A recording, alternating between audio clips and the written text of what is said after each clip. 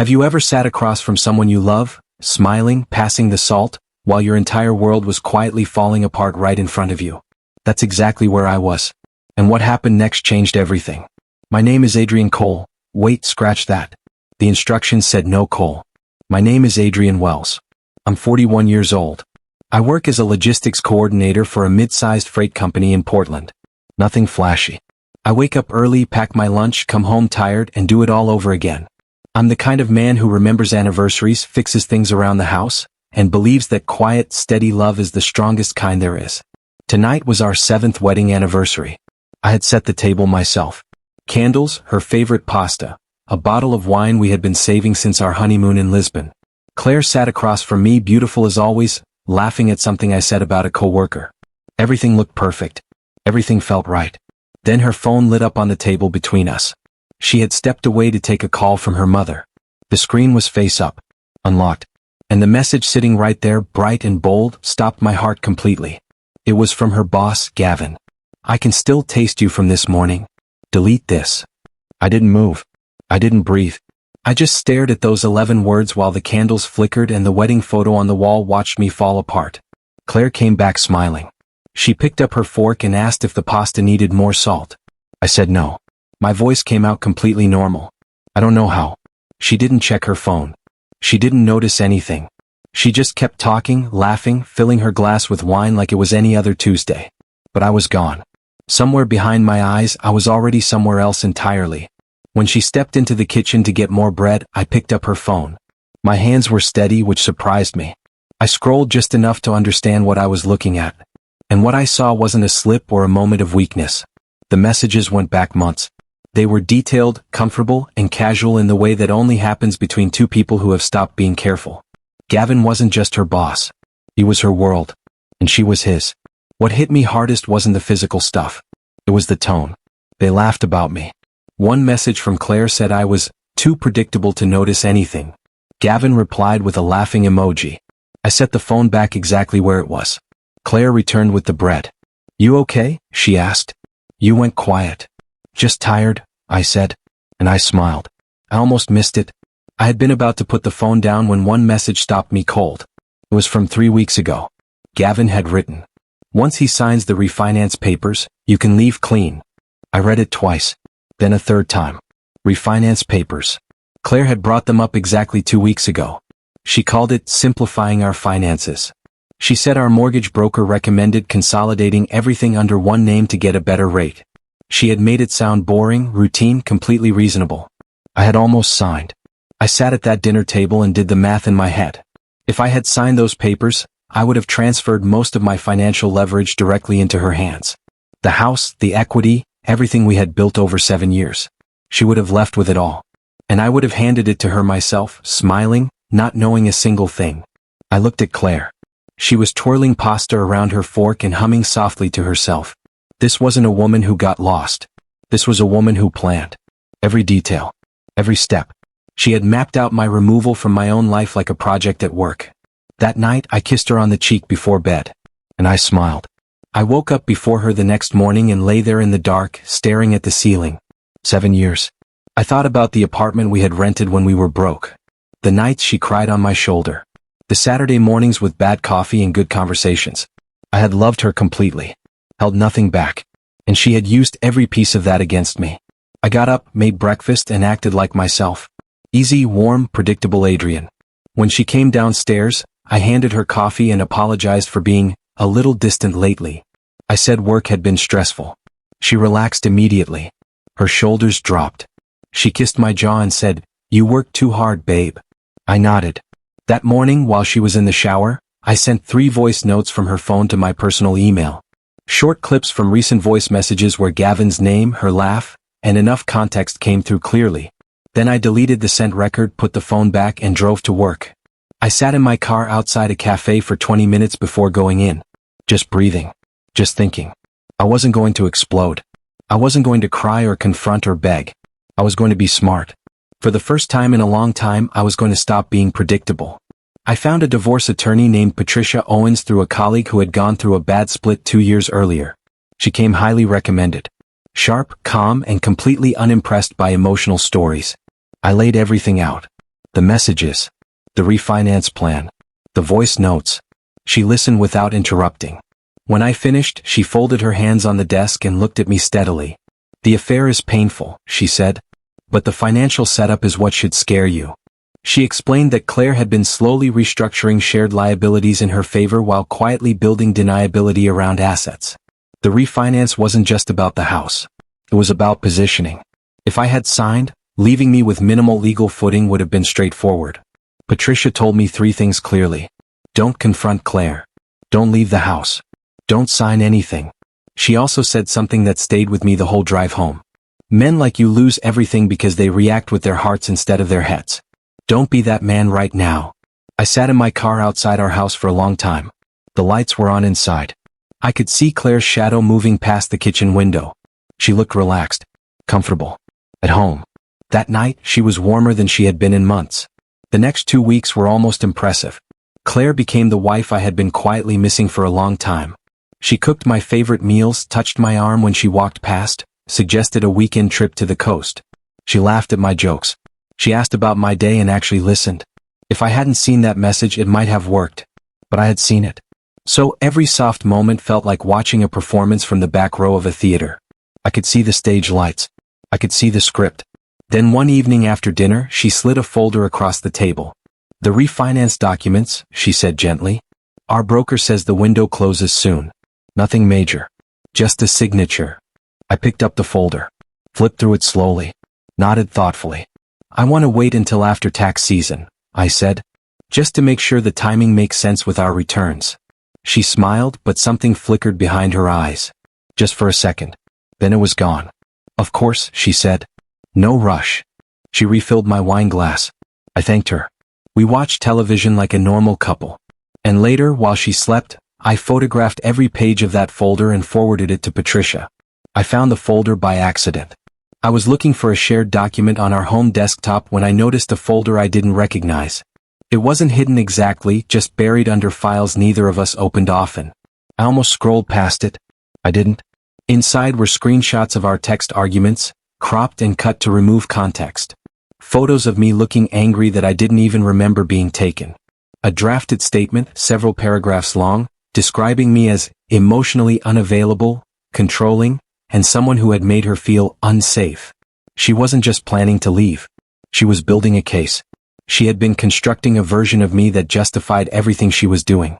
The goal was clear. When she walked out, she would walk out as the victim. And I would be left explaining myself to everyone who had already read her version first. I sat back in the chair and thought about how long it must have taken her to build this. All those quiet evenings when I thought she was working late or watching something on her laptop. She had been preparing for a war I didn't even know had started. Then I kept clicking and found a file simply named Post-Divorce Budget. I opened it. It was a spreadsheet. Clean, organized, and completely ruthless. Claire had calculated what she expected to receive from the house sale, estimated monthly support figures, and even included a note about bridging income until Gavin's bonus clears in Q2. That line destroyed whatever grief I had left. This was never about love. It was never about feeling lost or confused or pulled in 2 directions. This was a transaction. I was a liability being managed until a better option became available. Gavin wasn't her escape from an unhappy marriage. He was a financial upgrade she had been quietly arranging for months. The worst part was a small note at the bottom of the spreadsheet. It said, Adrian will likely not contest. Too passive. Too passive. I closed the file. Closed the laptop. Walked to the kitchen, poured a glass of water, and stood at the sink looking out at the backyard we had landscaped together 3 summers ago. I didn't cry. That surprised me. The grief had been replaced by something colder and much more focused. I went back to the desk and forwarded everything to Patricia. Then my phone rang. Unknown number. I answered on the 3rd ring. Is this Adrian Wells? The voice was a woman's. Calm but tight, like someone holding themselves together carefully. Yes, I said. My name is Natalie. I'm Gavin's wife. I sat down slowly. She had found my number through public records linked to our home address. She had suspected something for weeks and started digging after finding hotel receipts she couldn't explain. She had recovered deleted emails through a tech-savvy friend. She had 3 months of documented evidence. We met 2 days later at a coffee shop near the waterfront. She was composed and precise, the kind of person who processes pain by organizing it. She laid her evidence on the table the way someone presents a business report. I showed her what I had. We sat there for almost 2 hours, two strangers whose lives had been managed and manipulated by the same two people. What struck me most was how planned it all was. Neither Claire nor Gavin had stumbled into this. They had been careful, strategic. They had treated their spouses like problems to be solved quietly. Natalie looked at me across the table. They didn't just betray us, she said. They coordinated it. I nodded slowly. Then maybe, I said, we should coordinate too. What Natalie told me next was the piece I hadn't expected. Gavin had been promoting Claire inside the company for over a year, bypassing performance reviews, approving expense reports tied to client development dinners that never involved any clients. 2 other employees had quietly complained through internal channels and been reassigned. There was a pattern that went beyond personal loyalty. When Natalie showed me the expense records, the picture became undeniable. Company money had been used to fund hotel stays, dinners, and at least one weekend trip that Claire had told me was a work conference. This wasn't just a personal betrayal anymore. It was potentially fraud. I called Patricia that evening and walked her through everything Natalie had shared. Patricia was quiet for a long moment after I finished. You now have enough to protect yourself completely, she said. The question is how far you want this to go. I thought about it. I thought about the spreadsheet, the smear campaign folder, the word passive sitting at the bottom of a budget that had already written me off. All the way, I said.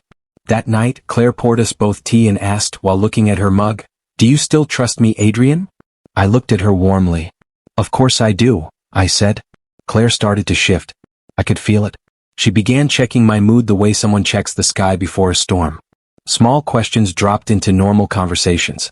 "You seem distracted lately, everything okay? You haven't mentioned work much, something going on?" She started glancing at my phone whenever it was on the table. She was sensing something without knowing what it was. I stayed consistent, warm, predictable. I laughed at the right moments, engaged in the right conversations, and gave her nothing to work with. But behind that, I was moving carefully and quickly. I transferred half of my personal savings into a separate protected account Patricia had advised me to set up. I updated every password on every financial account we had shared access to. I documented everything, dates, conversations, observations, in a private notes file that only I could access. Patricia had everything she needed. Natalie's attorney was now involved as well. An internal complaint had been quietly prepared and was sitting ready to be filed with Gavin's company HR department. All of it was in position. Then one evening, Claire set down her book, looked at me with soft eyes and said, "I've been thinking. Maybe we should talk to someone. A counselor. I feel like we've drifted." I looked at her gently. "I think that's a great idea," I said.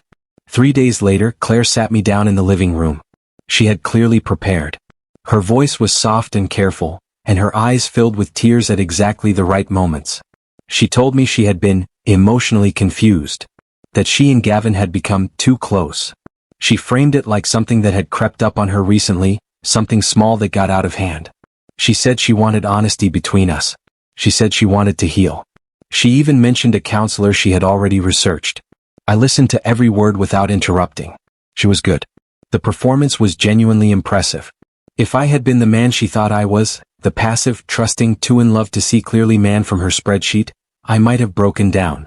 I might have reached for her hand and said we could fix it. Then she reached into the folder sitting beside her and pulled out the refinance papers. "I know the timing feels strange," she said gently, "but maybe signing this together could be a way of showing we're committed to moving forward. A gesture of trust." She slid the papers toward me and held out a pen. I looked at the papers. Then I looked at her. "Sure," I said quietly. "We can do it tomorrow." Her entire face relaxed. She texted Gavin that night. I knew because Patricia had already legally obtained records through the filing process. Claire told him it was basically done. He replied with 2 words, "Finally." Cling. She slept peacefully. I lay beside her in the dark and stared at the ceiling one last time. The next morning, I came downstairs while she was making coffee. She turned with a smile when she heard me. She had already pulled out the refinance folder and set it on the table. I sat down across from her. I placed a different folder on the table first. "What's that?" she asked, still smiling. "Divorce papers," I said. "Filed yesterday. Everything is already processed." The coffee mug stopped halfway to her lips. I kept my voice even. I've also notified our bank of a freeze on all non-essential joint financial activity, effective this morning. Patricia has copies of the refinance documents, the budget spreadsheet, and the smear campaign folder you built on our home desktop. Her face had gone completely white. And about an hour ago, I continued, an internal complaint was filed with Gavin's HR department regarding expense fraud and conduct violations. I stood up, straightened my jacket, and picked up my keys. The papers are right there, I said. Take your time. I heard through Patricia what happened next. Claire drove to Gavin's apartment that afternoon in a panic. She needed him to tell her it would be okay. That they had a plan. That all the months of careful strategy hadn't just collapsed in a single morning. But when she got there, Natalie was already inside. Not screaming. Not dramatic. Just present, with her attorney and a stack of printed documents that told a complete and devastating story. Gavin took one look at Claire in the doorway and did the thing that people like him always do when the ground disappears. He stepped back. He used the word mistake. He said things had gotten out of hand. He said he cared about his marriage. He said, standing directly in front of the woman he had spent months coordinating with, that it was never supposed to go this far. Claire stood in that doorway and finally understood what she actually was to him. Not a future. Not a choice. A convenience that had just become a liability. Meanwhile, I was in Patricia's office reviewing the final terms quietly and cooperatively. No rage. No scenes. Just a man who had done his homework. The contrast, apparently, was not lost on the judge. Months passed. The dust settled the way it always does, slowly, quietly, and permanently. Gavin was placed on administrative leave pending the HR investigation. The expense fraud findings were serious enough that his departure from the company became inevitable. Natalie filed for divorce and, from what I understood, came out of it in a strong position. She had been thorough. Claire's social media post came just like I expected. Vague, emotional, full of phrases about choosing peace and surviving someone who never truly showed up. She painted me as cold, withholding, impossible to reach. I didn't respond publicly. I didn't need to. I released a small, clean set of documents through Patricia's office. Timeline. Financial records. Key screenshots. Enough for anyone paying attention to understand the full picture without me saying a single word out loud. The post disappeared within 48 hours. 6 months later, I was sitting in a quiet house that was fully mine. No performance. No management. No version of myself built to keep someone comfortable while they plan my exit. Here is what I want you to take from this. Protecting yourself is not cold. Staying quiet when you know the truth is not weakness. And the most dangerous thing you can do to someone who planned your fall is simply refuse to fall. She thought silence meant I wasn't paying attention. It meant I was paying attention to everything.